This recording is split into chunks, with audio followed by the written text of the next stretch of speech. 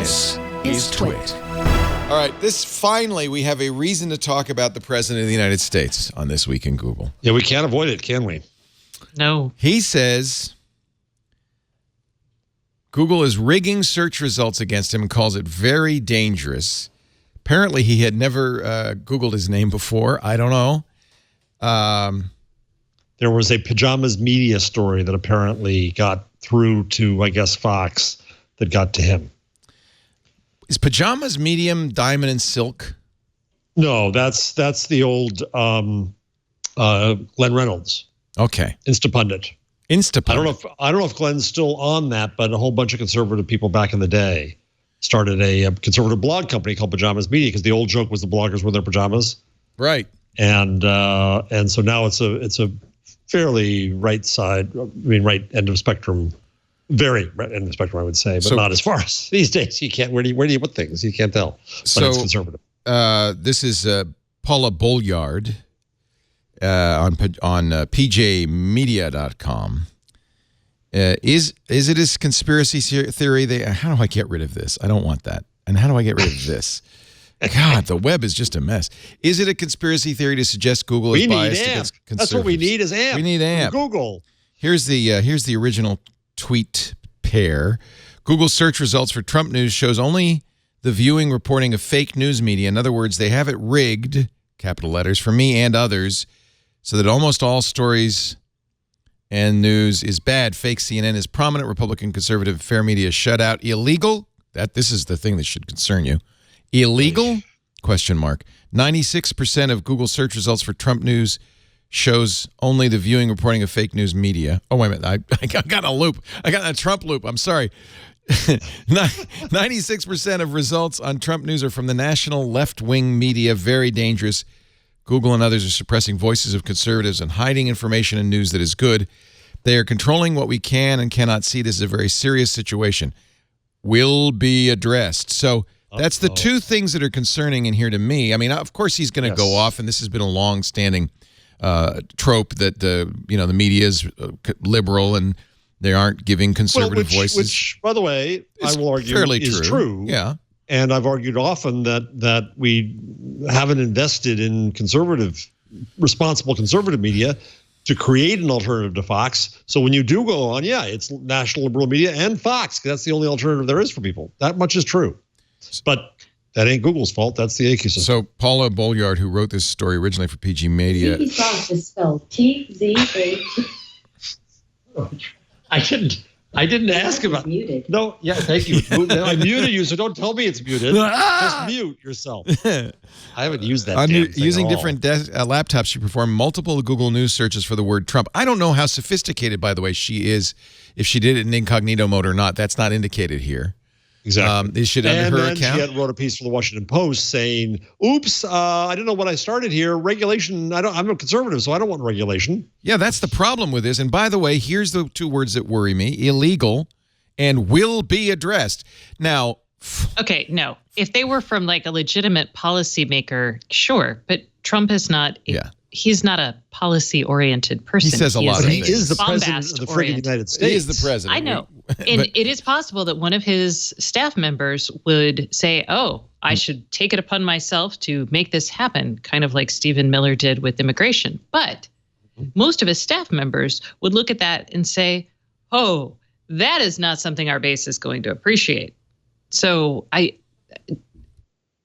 yes, is this worrisome? No, or not. No, it's not worrisome. I don't think there's going to come up. Something's not going to come up for this. So somebody in the chat room, RF2020, says Google is definitely shadow banning people it does not like. I would ask for proof and a definition of, not shadow banning, but Google shows you what it thinks you want to see. That's why, in order to do this properly, you have to go into an incognito mode or log out of your Google account, because it will, of course, change search results. Oddly, though, if you do that and enter Donald J. Trump, you'll get Fox News as one of the first results. So maybe I don't. Is it showing the president what he wants to see? Probably not. Well, word is he doesn't use a desktop computer. He doesn't know how to. Oh, so it's on mobile. Well, or somebody showed it to him, or he read Actually, that you know piece, what? He or probably watched didn't do the TV. search. He just Probably saw didn't do it. this.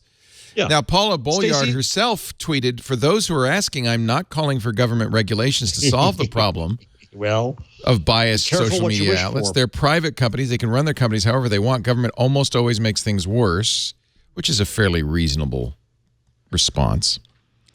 Stacey, the problem, Yes. though, is a couple things. One, there's a chill. You don't have to pass a law to have an impact. Two, this is the president of the United States. So I would argue that football players in the NFL who have kneeled have a civil rights case, a First Amendment case against Trump because he's trying to intimidate. He's trying to get them fired. He's trying to use the power of his office to stifle their speech.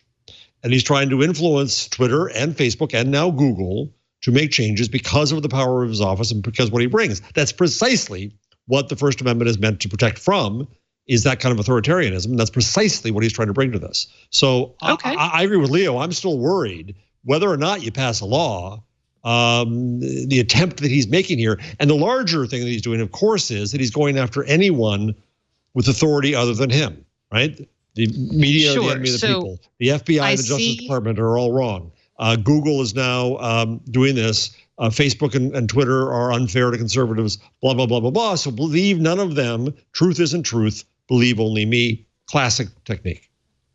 Okay. And I say as a free speech thing, I can see this. I wouldn't worry about actual regulations coming from this, which is kind of where my brain was heading. And yeah, but It's I would just say disturbing. I'm not going to, it is disturbing.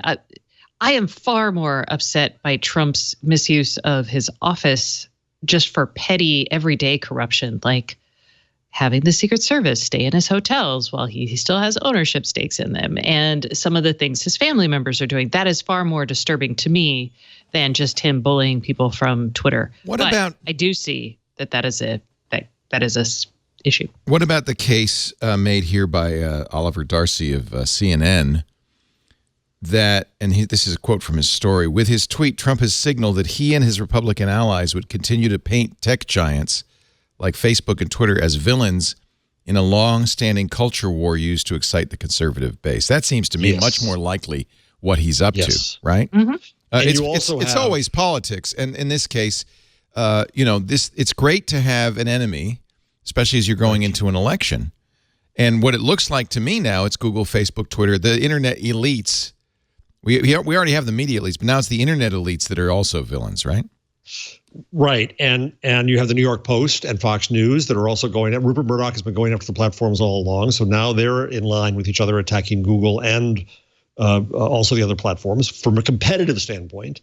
And then I'm trying to talk to people from my world, from media today on, well, it's our world, on Twitter, saying that this puts us media on in the same firing line as the platforms. And we need to defend the platform's speech here to defend our own.